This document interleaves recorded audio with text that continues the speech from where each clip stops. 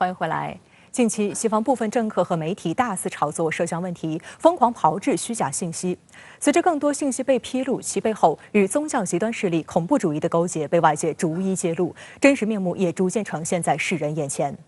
周五，30多位驻华使节和外交官参会的“新疆是个好地方”交流会在乌鲁木齐举行。与会外宾表示，新疆近年来发生的深刻变化有目共睹，各族民众的基本权利得到了有效保障，他国不应对此说三道四，更无权干涉中国内政。在新疆参观访问的上海合作组织秘书长弗拉基米尔·诺罗夫及有关国家驻华使节和外交官一行30多人参加了周五举办的交流会。弗拉基米尔·诺罗夫表示，参访期间看到新疆各地经济发展、基础设施建设和民生改善方面都取得了突出成就。与此同时，各民族的传统与文化也得到了很好的保护，这将有利于新疆旅游业的快速发展。One only example that Xinjiang region, one of the leader in the alternative energy, solar energy and wind energy, and at the same time Xinjiang providing 90 province of China by electrical power. When you riding by car or flying by plane, we could see this everywhere going construction, apartments.And we could see the new constructed enterprises. 他还表示，上合组织成立的重要目的就在于共同打击三股势力，保持成员国和周边地区的繁荣与发展。在参访期间，看到中国政府对此做出了一系列努力。伊朗驻华大使穆罕默德·克沙瓦尔兹扎德表示，恐怖主义曾给新疆造成了极大灾难，伊朗也深受其害。新疆的快速发展证明中国政府的一系列政策是成功的。西方却说新疆存在种族灭绝，其实根本没有这种情况。俄罗斯驻华大使馆临时代办伊万·热洛霍维茨夫提到，近年来，中国新疆与俄罗斯开展了多项合作。新冠肺炎疫情前，乌鲁木齐就有多条航线直达俄罗斯多个城市，今后也将与新疆进一步加深各领域的交流与合作。对于西方这种造谣污蔑，我们一方面在外交上、在宣传上、在媒体上要予以驳斥、予以反驳，但我觉得更重要的是，要邀请更多的西方的外交官、西方的记者，包括西方的这个旅游者，到新疆实地去看，看了以后，他们就会知道谁在撒谎，谁说的是真的。在西方炮制的涉疆谎言被逐一击破的同时，一些反华势力仍不顾事实，持续抹黑。周四，欧盟对外行动署发言人就英国广播公司记者沙磊·黎华发表声明，妄称这是外国记者因不断受到骚扰和阻挠而被迫离开中国的最新案例。中国驻欧盟使团回应指，欧方发表的声明与事实不符，十分轻率。沙磊全家在华工作生活已经9年，中方按时为其换发记者证，依法保障其报道的自由和权利，为其工作提供便利，不存在所谓对其进行施压或威胁。知名国际问题专家黄静在接受深圳卫视记者采访时表示，中国保障外国记者在中国的自由言论，但是中国不会允许造谣和捏造。我们知道，最近 BBC 在新疆问题上，尤其在其他一些问题上大肆的造谣捏造，尤其在所谓种族灭绝这个问题上，我认为这会成为本世纪最大的谣言和最大的笑话和谎言。这种倒打一耙的做法，当然是是不可以的，其实也是非常可笑的。一段时间以来，西方部分政客和媒体大肆炒作涉疆问题，疯狂炮制虚假信息，由此在国际上产生了一些污蔑、诋毁和敌视中国及中国新疆政策的谬论。在此过程中，美国一家披着学术外衣的所谓智库显得尤为突出，成为最近这出反华乱疆闹剧的主要黑手。这家智库就是美国新宪战略与政策研究所。该智库今年3月初发布所谓的独立报告，妄自断言新疆存在所谓种族灭绝，公然为美国政府在早前炮制的涉疆弥天大谎背书。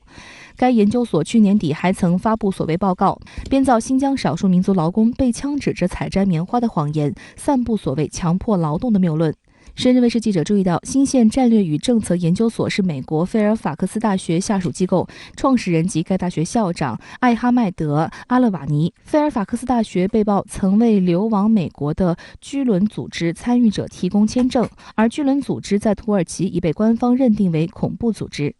牛津大学学者汤姆·福迪揭露称，新宪战略与政策研究所与美国伊斯兰新保守组织国际伊斯兰思想研究院属于同一阵线。从来没有看到一个严肃的，就在世界上大家都认可的治国大学发表过这样的事情，都是一些莫名其妙的所谓的学者也好，或者智库要突然跳出来做一些政治的宣传。我很怀疑这些人，第一，他能不能来过中国，去没有去过新疆都不知道，造出这样的作文，只能说现在呢，有些西方的政客呢，真的是穷凶极恶，都到了就是不择手段的地步了。在全国人大常委会通过香港基本法附件1和附件2修订案后，完善香港选举制度踏出重要一步。香港特区政府随即开始推进后续的向香港各界解说修订案、本地立法、3场选举等重要工作。特区行政长官林郑月娥表示，在国家安全受到保障并成功落实完善选举制度之后，一国两制实践行稳致远的条件更好。另一方面，反中乱港分子在香港国安法等法律的威慑下无所遁形，身负多宗控罪的黎智英周四首次被定罪，余生吃牢饭已成定局。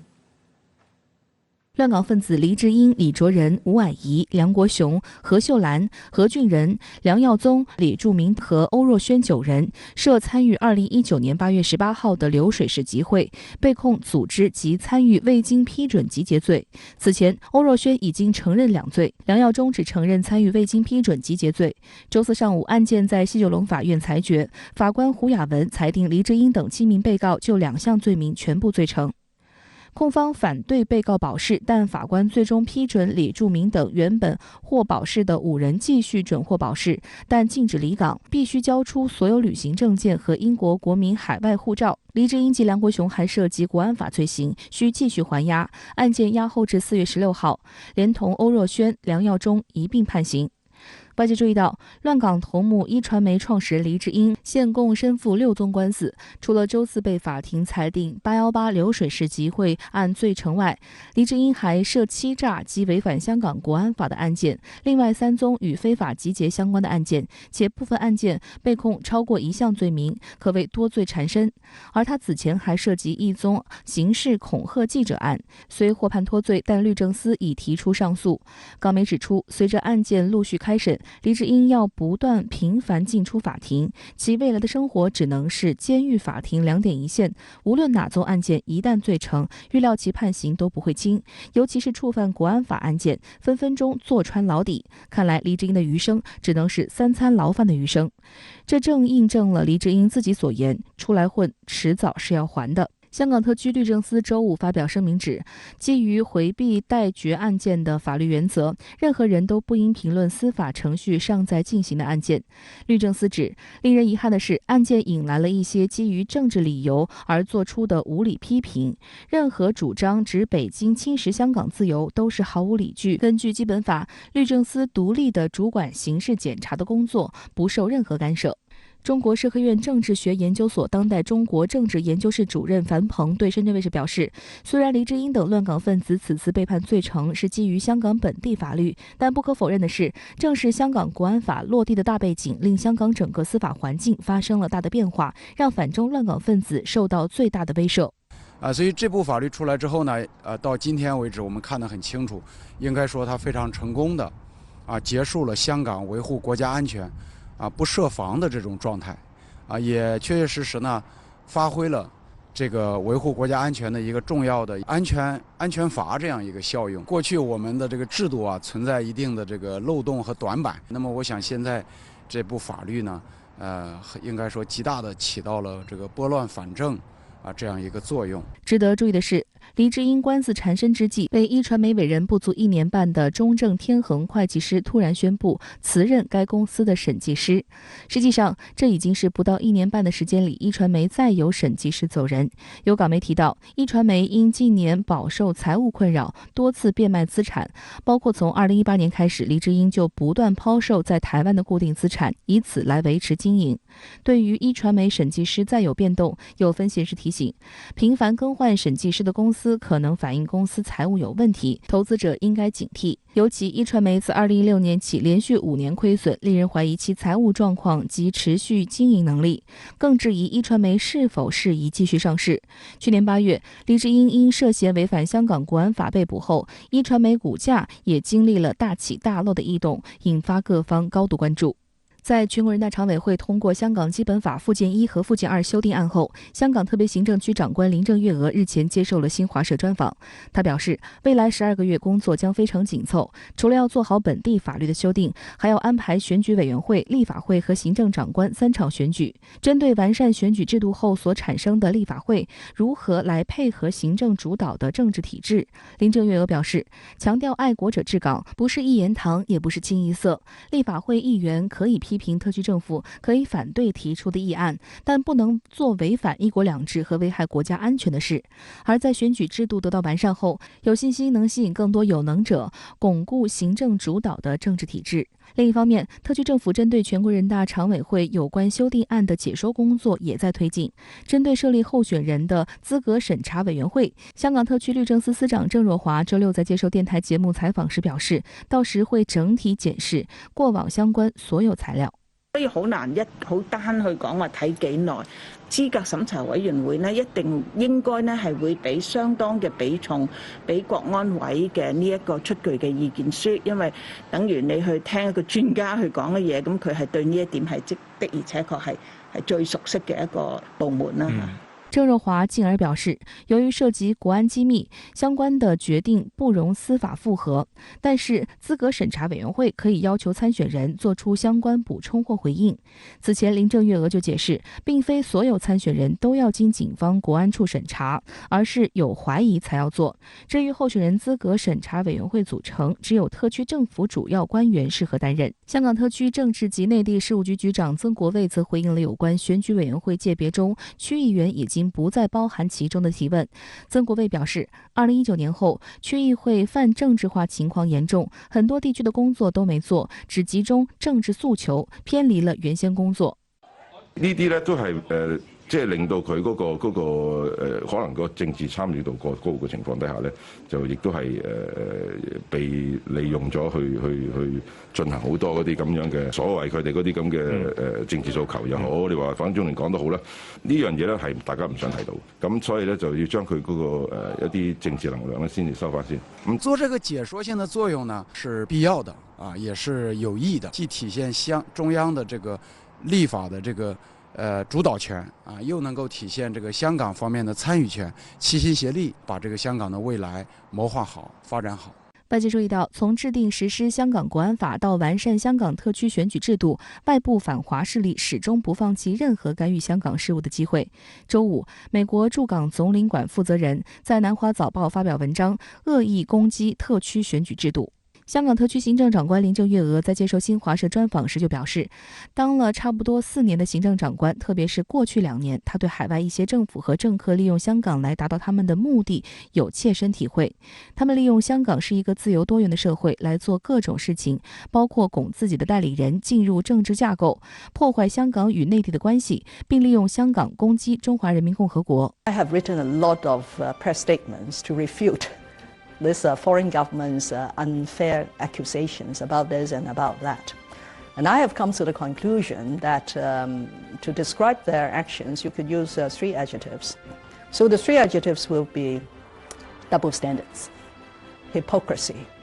lies. 有關雙重標準，林鄭月娥表示，每個國家都有自己的國家安全法，但當香港國安法實施時，他們卻指責我們，比如愛國者治港，每一個國家都要求公務員愛國，但當我們要求公務員宣誓效忠香港特別行政區和擁護基本法時，他們就說我們在扼殺言論自由。Okay, hypocrisy. They said that they want to stand with Hong Kong people. Did they ever ask Hong Kong people, what do we want?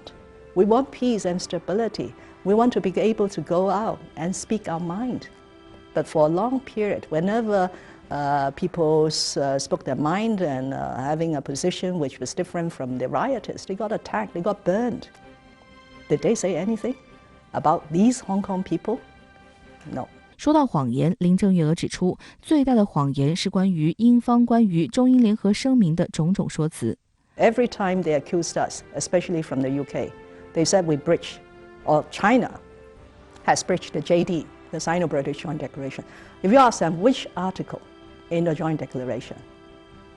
they are silent.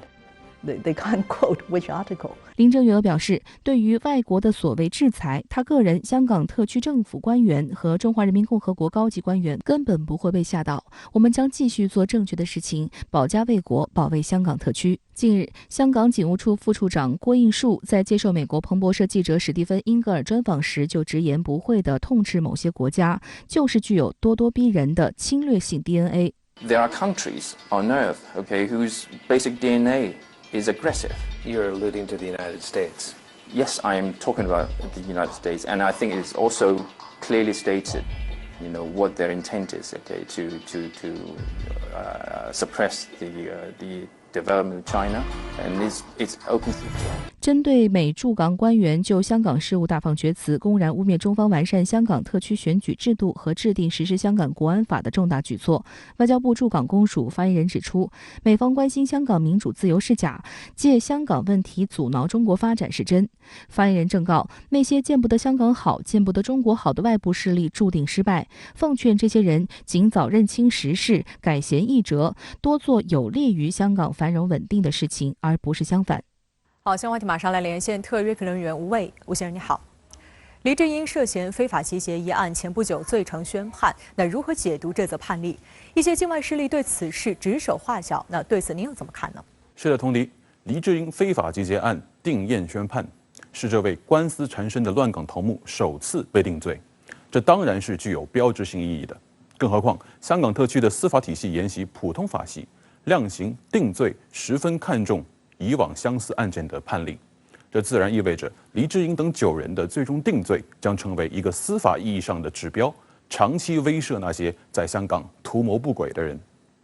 黎智英官司缠身，粗略统计一下，起码还有5场官司在等着他，其中包括涉及违反香港国安法的重案。可以预见，未来的一段时间黎智英会在监狱与法庭之间2点一线来回奔波，等待法律的制裁是他的不归之路。黎智英已然是一枚弃子，但他的那些洋主子们仍然试图榨干他最后一滴所谓的价值。围绕黎智英案的审判，引来了美西方一些境外势力的口诛笔伐。在我看来，这起码说明2点：首先，这些境外势力正在用实际行动颠覆他们此前高喊的尊重香港的这个司法独立，让我们再一次看到了他们的国际驰名双标。其次，他们的气急败坏正说明黎智英确实是他们干涉中国内政、颠覆香港政权的一颗关键棋子。随着黎智英锒铛入狱，一传媒接受全面调查，一个非法境外资金流入香港的重要节点被一举端掉，乱港分子面临断炊，口号叫不响，演员雇不起，一场裹着政治运动外衣的反中乱港暴动就此告吹。黎智英的洋军师仓皇出逃台湾，一众所谓政治盟友纷纷割席退隐，传媒老板加政治头面加街头打手的反中乱港体系支离破碎。这些年，为了豢养这些乱港分子，境外势力花了钱站了台，到头来竹篮打水一场空，当然气得直跺脚，指手画脚骂2句，没什么大不了的。另一方面，香港特区行政长官林郑月娥近日接受新华社专访，她表示，经过完善之后的香港选举制度将吸引更多有能之士。那您对此又作何解读？全国人大311决定，全国人大常委会330修法先后出台，香港拨乱反正大局底定，为全面落实爱国者治港原则奠定了坚实基础。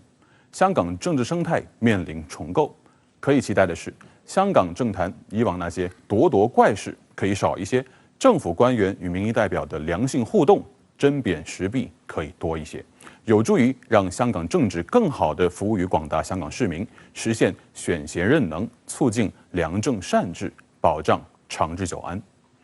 林郑特首这场专访的主旨句是：选举制度得到完善后有信心能吸引更多有能者，巩固行政主导的政治体制。林郑月娥给出了她的判断：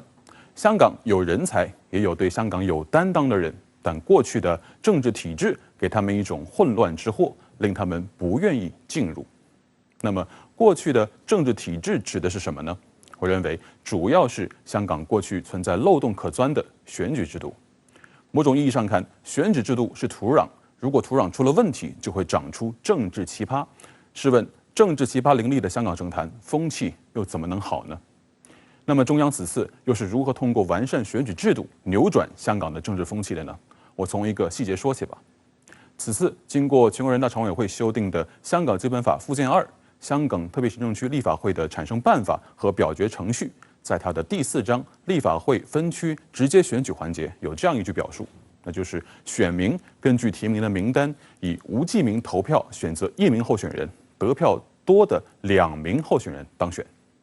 从政治学的角度分析，这就是典型的双议席单票制。香港回归以来实行的是单议席单票制，立法会选举在比较大的选区，大家争夺5到6个席位的情况下，计票的时候采取比例代表制，变相导致了选举的门槛较低，政治倾向极端的个别小党派能够借此机会以很少的票数夺得1个席位。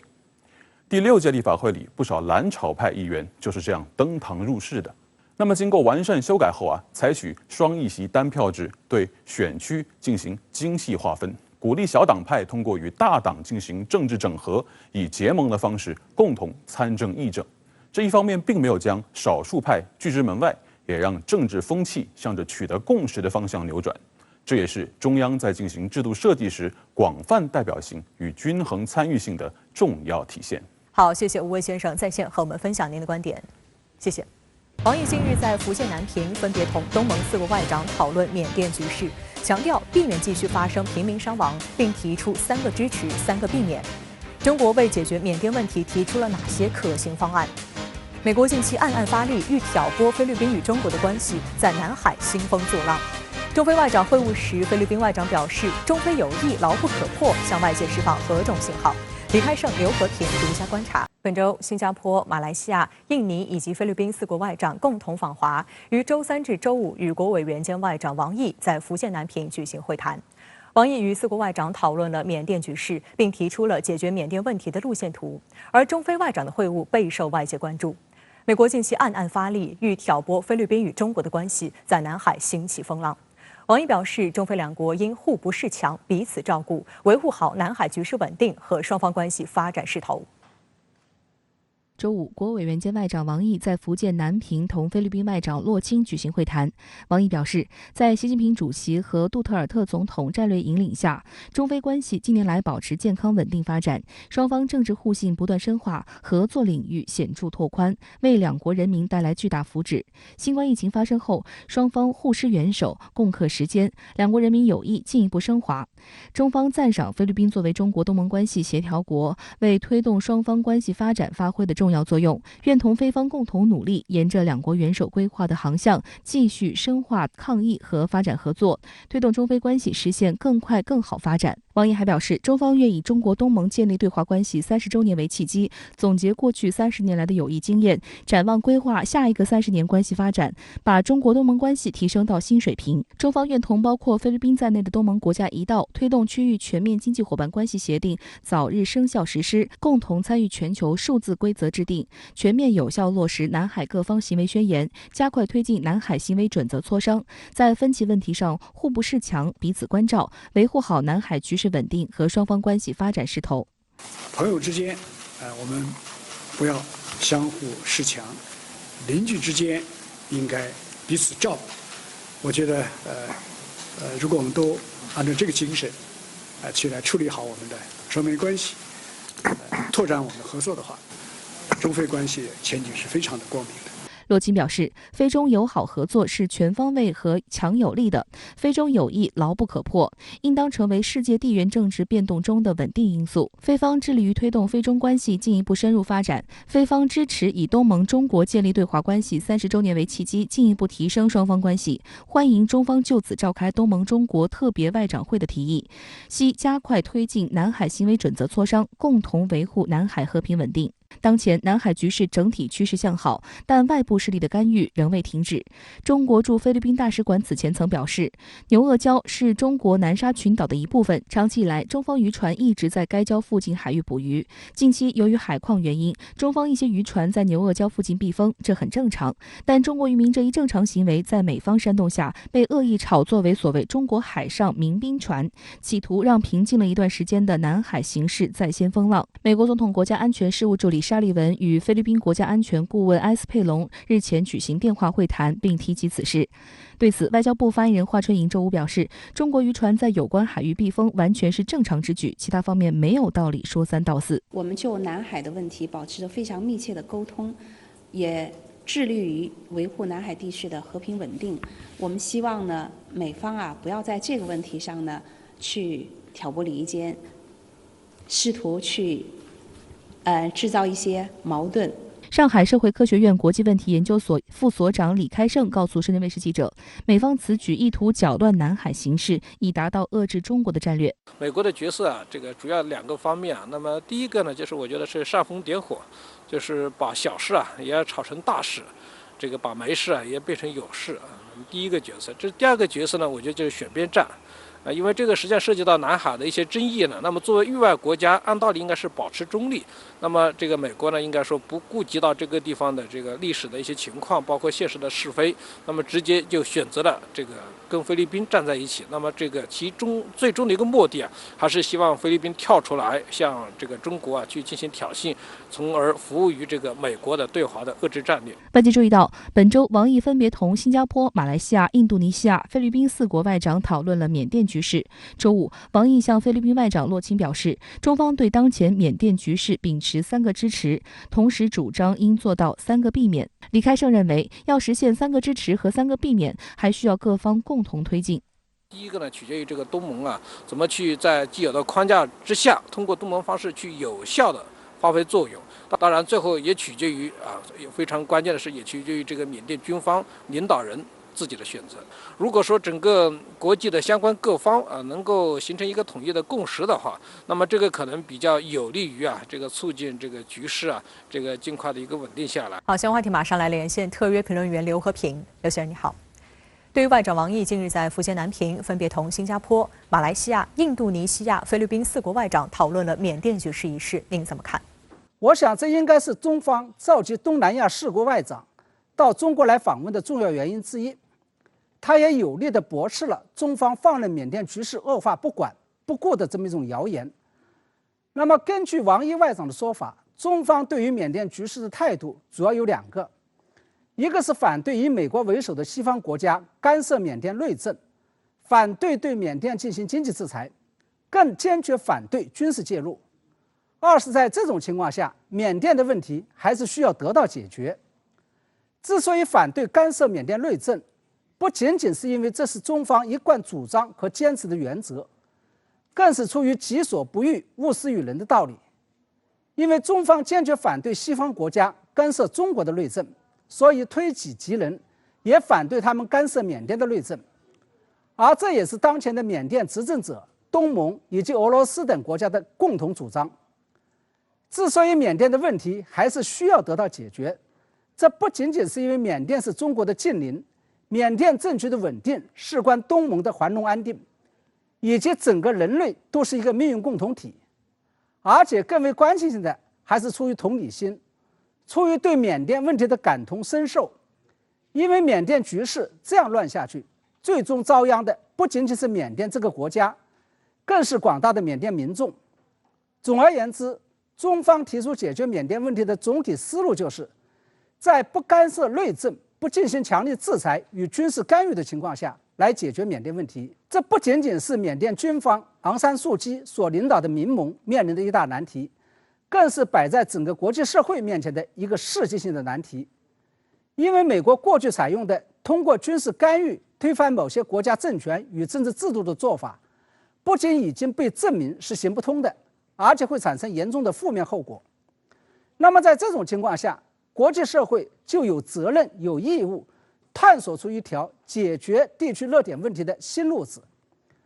那么路在何方？这是需要大家共同去解决的难题。王毅表示，中方对当前缅甸局势将秉持3个支持，同时主张应做到3个避免。对此，您有作何解读？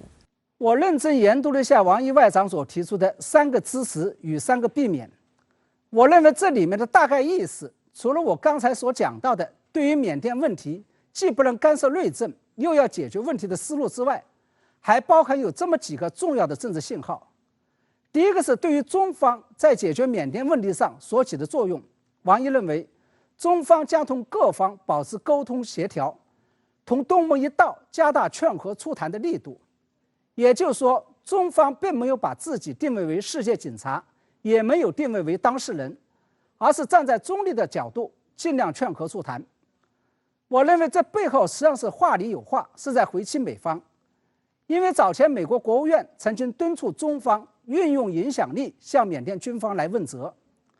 王毅等于是再一次以中方不知这一套给回击了美方。那么第二，除了表明中方不会介入与干预的原则之外，王毅不仅反对以美国为首的西方国家进行强力干预与介入，而且也提出了要避免联合国安理会的不当介入。那么这个问题应该由谁来牵头解决呢？王毅认为，中方一方面支持东盟坚持不干涉内政的原则和协商一致的传统，另外一方面则支持尽快举行东盟领导人特别会议，在东盟框架内共同探索缓解局势、解决问题的有效办法。也就是说，中方认为，在解决缅甸问题上，只有东盟才能负起应尽的义务，甚至是承担应尽的责任。也就是说，在解决缅甸问题上，眼下的东盟正肩负着为解决地区热点问题、探索出一套新的思路与一套新的治理模式的历史使命。虽然这是一个艰巨的挑战，但中国有2句俗话，一句是只要精神不滑坡，办法总比困难多，另外一句是前途是光明的，道路是曲折的。让我们一起来为东盟加油。好，谢谢刘和平先生在线和我们分享您的观点。谢谢。大陆今年颁布了多项惠台措施。近日，国台办、农业农村部、国家林草局等11个部门又联合出台惠及台胞台企的农林22条措施。台湾媒体认为，大陆农业农村市场一片蓝海，台企在新政策下将大有可为。不过，此举却遭到台民进党当局以及部分台湾媒体的恶意解读。那么，民进党当局到底在害怕什么？来看报道。大陆近日出台关于支持台湾同胞台资企业在大陆农业林业领域发展的若干措施，也就是农林22条措施，内容涵盖农地林地使用、融资便利和资金支持、投资经营、研发创新、开拓内销市场等。这些措施立足大陆新发展阶段，鼓励台胞台企抓住机遇、升级发展，贴近基层台胞需求，聚焦台胞台企关心的普遍性问题，涵盖面广，支持力度大，有助于进一步为台胞台企参与大陆农业林业高质量发展及乡村振兴提供同等待遇。这一福国利民政策令台胞台企一片叫好，然而民进党当局却跳出来抹黑造谣，蔑称这些措施是糖衣炮弹，名为惠台，实为利中，具有所谓政治目的。对此，国台办发言人朱凤莲周三回应表示，民进党当局这样做是企图封堵台湾同胞在大陆谋发展求福祉的路，这是不可能得逞的。如果说我们出台农林22条措施有什么目的的话，那确实是有的。目的呢，就是进一步为台湾同胞、台湾企业参与大陆的农业、林业高质量发展和乡村振兴来享受同等的待遇，深化两岸农业、林业合作，增进两岸同胞的亲情福祉。朱凤莲表示，民进党当局的一贯逻辑就是每次大陆出台对台湾同胞有利的事，他们都一概反对，凡是对台湾同胞利益福祉有利的事，他们就对着干。他们这样做其实主要就是担心广大的台湾同胞在祖国大陆发展机遇当中获得实实在在的好处，看穿他们的政治本性和欺骗的伎俩，从而呢抵制他们制造两岸对立的图谋。就根本的反映的是民进党基本心态，就是反中仇中，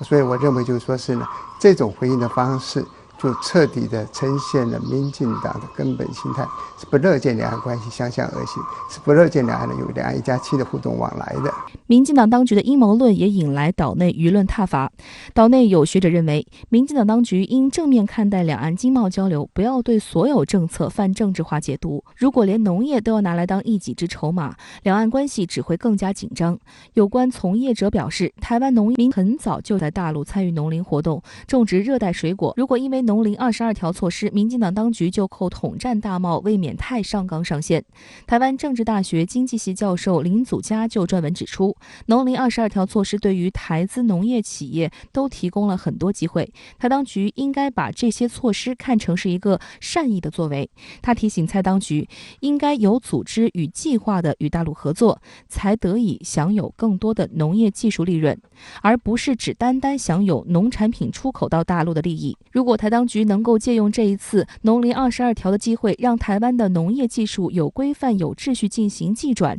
这才能长期保护台湾农业的发展。其实很重要一个就是怎么样把你的农业的技术可以做一些很好的保护。那我觉得这次我们讲的这个农业22条里面，其实就讲到有一些如果台商过去的话，可以申请这些农业机械的技术啦，或者育种技术的这个保护的问题。那我觉得这个其实对我们的农业过去就会有一些保障。我觉得这个其实对台湾来讲是好的。外界注意到，台湾农民投资大陆农业已经有30多年的历史。2005年连战登陆破冰之旅，大陆更是掀起台湾水果热。之后，大陆以零关税进口的台湾农产品范围不断扩大，台湾农民分享两岸交流红利。2018年至今，大陆已经连续4年发布惠台措施，从促进两岸经济文化交流合作的31条措施、26条措施，到协助台商台企应对疫情、复工复产的11条措施，再到此次农林22条措施，聚焦农业林业及乡村振兴。大陆对台湾同胞扩大开放力度渐进增强，为在陆台胞提供同等待遇的领域逐步扩大，针对台企的优惠政策也更加细化。岛内业者到大陆发展农林业，可获得的经营成本更低，融资条件更好，可用土地资源更多等便利。尤其重要的是，在大陆强调脱贫攻坚与乡村振兴有效衔接的当下，合作发展的空间更大。比方说育种新品种的开发，但是因为我们台湾的市场比较小，所以这些技术其实它的价值没有办法被充分显现出来。那如果说有大陆的市场，那两岸可以合作，那我们可以把我们的品种引到中国大陆去，在大陆养殖或者种植，